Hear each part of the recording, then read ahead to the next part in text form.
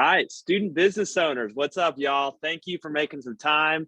I know a few of you missed some of our recent in-person training, so I wanted to record a quick video which walks through one of my favorite topics, which is how to make money and make a difference. That's what we're about here.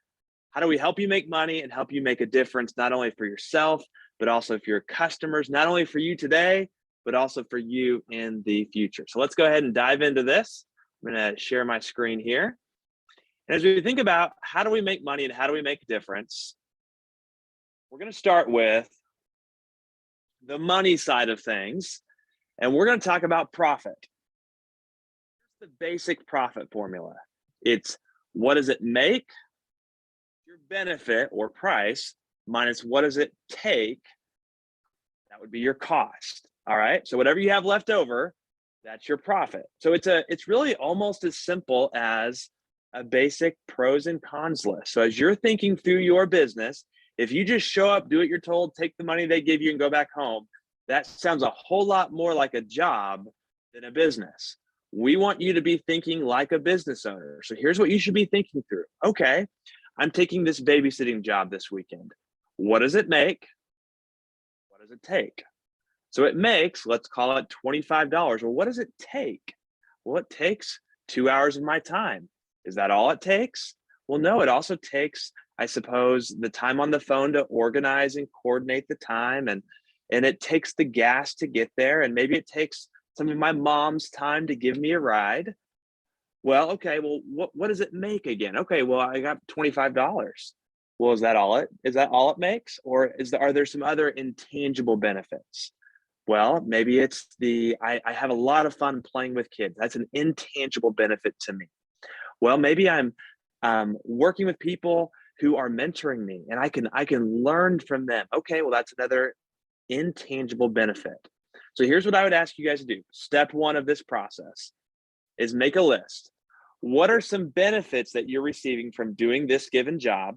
And what are some costs? Or to say it differently, what does it make? What's the benefit? What does it take? What is the cost? That's going to help you determine your profit. So go ahead and take a moment, push pause on this recording, and go ahead and do that. All right, part two. Part two is the making a difference part. All right. The book of Philippians chapter 2 says it this way. It says, do not look out only for your own interests, but also to the interests of others. So what we just did was a little exercise to make sure it's a win for you. The next part is an exercise to make sure it's a win for your customers.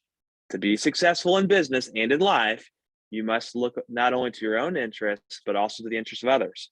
So what I'd love for you to do now is to make a similar pros and cons list, costs and benefits list for your customer. So picture your customer.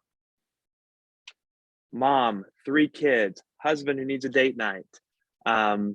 You've got a family, a whole bunch of families from church who's got a bunch of little kids and they need somebody to babysit. So think about your customer, picture a person. What are some of their benefits? What are some of their costs? How do we make sure it's a win for them? So let's think about this. Okay, well, they are paying you $25. That's their cost. But what's their benefit? Well, they get childcare and they get peace of mind. And what good business people do is they do not think only of their own interests, but also the interests of others. So let's do this. Part two. Go ahead and make a list for your customer. What are some of their benefits? What are some of their costs? What does it make? What does it take? How do we make sure it's a win for the customer? All right, that's step 2. Lastly, step 3. As we picture this win for the customer and the win for the producer, that would be you, the business owner, I want you to think through how you can grow the profit for both parties. So you'll see here, see if I can make this a little bigger. It's not a great visual here, but there's a lot of talk in business about is life a fixed pie or is it a growing pie? And you'll see here on this right side here, some people view the world in terms of a zero sum. There's winners and there's losers. There's only so much to go around. So if you as a business owner want to make more money. For you to make more money, your customer is going to have less of a win. All right. It's going to increase the cost to your customer. They're going to have less profit in order for you to have more profit. That's quite frankly a relatively primitive way or a childish way to look at business. Business, as in life, is actually win-win. You can actually make the pie bigger. So yes, you can make more, but so can your customer. And here's how we do this. We do this through a concept called creativity or innovation. God has made us as creatives. We can solve problems in better ways. So this is where this kind of lesson wraps up. What I want you to do is I want you to make a list of ways that you can create more value for your customers. So you think about them. What are their benefits and what are their costs? How do you add more things to their benefits list? And how can you take away a few things on their cost list?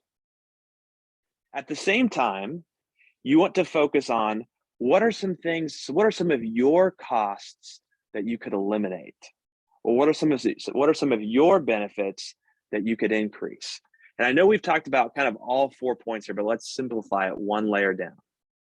You're going to get the most bang for your buck thinking through how can I serve my customers better and how can I steward my resources better? Or to say it differently, how do I give them more by costing myself less?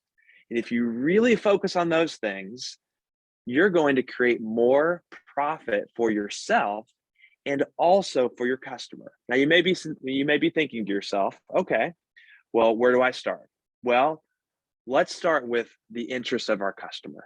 How can you serve them even better? How do you make their kids ask for you next time you come? How do you make it so fun and so fulfilling? Maybe it's new fun games. Maybe it's getting down at their level. Maybe it's increasing your level of enthusiasm with their kids.